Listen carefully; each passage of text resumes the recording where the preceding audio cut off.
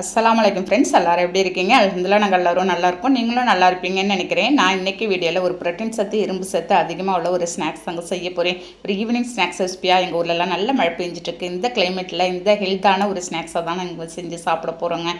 அவ்வளோ அருமையாக இருக்கும் தெரியுமா? இப்போ வாங்க அதை எப்படி செய்யலான்னு பார்க்கலாம். இப்போ அதுக்கு ஃபஸ்ட்டு நான் எல்லாத்தையும் ஊற வச்சுருக்கேங்க. அதுக்கு இப்போ நம்ம நார்மலாக வீட்டில் யூஸ் பண்ணுற கப்பால் ஒரு அரை கப்பு அளவுக்கு பச்சரிசி ஊற வச்சுருக்கேன். அரை கப்பு நம்ம பச்சரிசி எடுத்தோம்னா ஒரு 3/4 கப்பு அளவுக்கு நம்ம கடலைப்பயிறு எடுத்துக்கலாம். பச்சரிசி விட நமக்கு கடலைப்பயிறு கொஞ்சம் கூடுதலாக இருக்கணுங்க. பாருங்கள், அதே மாதிரி ஒரு 3/4 கப்பு கடலைப்பயிறு ஊற வச்சுருக்கேன். 1/4 கப்பு பச்சை பட்டாணி ஊற வச்சு எடுத்து வச்சுருக்கேன். இப்போ இந்த எல்லா பொருளையும் ஒரு 4 மணி நேரத்துக்கு முன்னாடியே நான் ஊற வச்சுருந்தாங்க. ஊறின பொருள் எல்லாத்தையும் ஒரு மிக்ஸி ஜாரில் நம்ம சேர்த்துக்கலாம். இதில் தண்ணிலாம் எதுவுமே அதிகம் நீங்கள் காட்டக்கூடாது.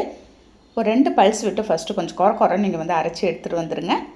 பாருங்கள், இந்த மாதிரி கொஞ்சம் குறைன்னு அரைச்சி எடுத்துகிட்டு வந்துட்டு எல்லாத்தையும் ஒரு ஸ்பூன் வச்சு நீங்கள் எடுத்து விட்டுருங்க. இப்போ நம்ம அந்த ஸ்பூனாலே ஒரு 3 ஸ்பூன் அளவுக்கு மட்டும் நான் தண்ணி சேர்த்துக்கிறேன். ஏன்னா தண்ணி அதிகமாக சேர்த்துட்டோம் அப்படின்னாக்கா இந்த ரெசிபி உங்களுக்கு சரியாக வராது நமக்கு. பாருங்கள், எல்லாத்தையும் மூடி நல்லா நைஸாக நீங்கள் அரைச்சி எடுத்துகிட்டு வந்துடுங்க. கொஞ்சம் நைஸாக அரைச்சா தான் நமக்கு சாப்பிட்றதுக்கும் கொஞ்சம் நல்லாயிருக்கும். 1 2 அங்கங்கே கொஞ்சம் குறைன்னு இருக்கும். ஏன்னா நம்ம பச்சரிசி சேர்த்து அரைச்சிருக்கோம் இல்லையா, அதனால் ஒன்றும் பிரச்சனை இல்லை. நம்ம சாப்பிடும்போது நல்லா கிறிஸ்பியாகவே சூப்பராகவே இருக்குங்க. ஒரு மிக்சிங் பவுலில் நான் சேர்த்துட்டேன் அரைச்சது எல்லாத்தையும். 1 கப்பு ஃபுல்லாக நெய்ஸாக அரிஞ்ச வெங்காயம் நம்ம சேர்த்துக்கலாம். வெங்காயம் கொஞ்சம் கூடுதலாக சேர்த்தா தான் உங்களுக்கு நல்லாயிருக்கும். அதிலே ஒரு பச்சை மிளகாய் நறுக்கி சேர்த்துட்டு 1 கப்பு ஃபுல்லாக நம்ம முருங்கைக்கீரை சேர்த்துக்கலாங்க. சேர்த்துட்டு 1 ஸ்பூன் அளவுக்கு மட்டும் நம்ம தூள் உப்பு சேர்த்து ஃபஸ்ட்டு ஒரு மிக்ஸ் கொடுத்துருங்க.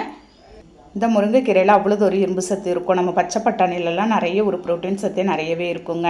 இந்த மாதிரி ப்ரோட்டீன் சத்து நம்ம அதிகமாக உள்ள உணவுலாம் அப்பப்போ உணவில் சேர்த்துக்கணும். ஒரு ஸ்நாக்ஸாக கூட நீங்கள் செஞ்சு சாப்பிட்லாம். இப்போ இதில் ஒரு அரை ஸ்பூன் அளவுக்கு சோம்பு கையால் தேய்ச்சி நான் சேர்த்துட்டு கையை வச்சு நல்லா மிக்ஸ் பண்ணி விட்டுருங்க எல்லாத்துலேயும்.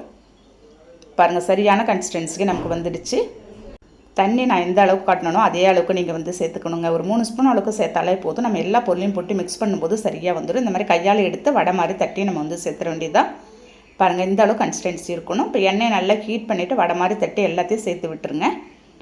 போடும்போது நம்ம ஹை ஃப்ளேமில் வச்சு நீங்கள் போட்டுருங்க. அப்புறமா சிம்மில் வச்சுருங்க. நல்ல ஒரு ஹெல்த்தான ரெசிபி தாங்க. ஈவினிங் டைமில் ஒரு டீ இல்லாட்டி காஃபியோட நீங்கள் இதை சாப்பிட்டு பாருங்களேன், அவ்வளோ சூப்பரான டேஸ்ட்டில் இருக்கும். எங்கள் ஊரில் நல்ல மழை பெஞ்சிட்ருக்கு. இந்த கிளைமேட்டில் டெய்லி ஒரு ஸ்நாக்ஸ் செய்யும்போது இந்த ஸ்நாக்ஸை நான் இன்றைக்கி டிஃப்ரெண்ட்டாக செஞ்சுருக்கேன். எல்லாருமே விரும்பி சாப்பிட்டாங்க. அவ்வளோ அருமையாக இருந்துச்சுங்க. சூடாக எடுத்து சாப்பிடும்போது பாருங்கள், இந்த மாதிரி நல்லா பொன்னிறமாக நீங்கள் பொரிச்சு எடுத்துட வேண்டியதாங்க.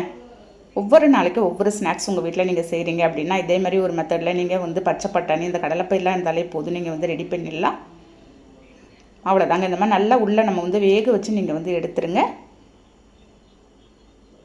அவ்வளோதான். நம்ம கடலைப்பயிரில் மட்டுமே செய்யாத நீங்கள் இந்த மாதிரி சேர்த்து நீங்கள் ப்ரோட்டீன் சத்து அதிகம் உள்ள வேறு பருப்புகள் எது இருந்தாலும் கூட நீங்கள் சேர்த்து செஞ்சு பார்க்கலாம். இதேமாதிரி செகண்ட் பேட்ச் நான் ஒரு பேட்ச் போட்டுற போகிறேன். இந்த மாதிரி ஸ்நாக்ஸ் ரெசிபி ஒவ்வொரு நாளைக்கும் ஒவ்வொரு ஸ்நாக்ஸ் ரெசிபியாக நம்ம சேனலில் ஏற்கனவே நான் நிறைய ஸ்நாக்ஸ்லாம் நான் அப்லோட் பண்ணியிருக்கேங்க. இந்த மாதிரி செகண்ட் பேட்சும் போட்டு நம்ம எடுத்துடலாம். ஈவினிங் ஆனாலும் ஏதாவது ஸ்நாக்ஸ் சாப்பிடணும் போல் இருக்கும். பிள்ளைங்க ஸ்கூல் விட்டு வந்தால் கூட நீங்கள் இதை செஞ்சு கொடுங்க. பிள்ளைங்களையும் விரும்பி சாப்பிட்ருவாங்க. காரம் சாப்பிடல பிள்ளைங்க அப்படின்னாக்கா நீங்கள் பச்சை மிளகா கூட ஸ்கிப் பண்ணிடலாங்க. இப்போ எடுத்து சாப்பிட்டு பார்க்கலாம். நம்ம கையில் எடுக்கும்போதே அவ்வளோ ஒரு கிறிஸ்பியாக சூப்பராக இருந்துச்சு தெரியுமா?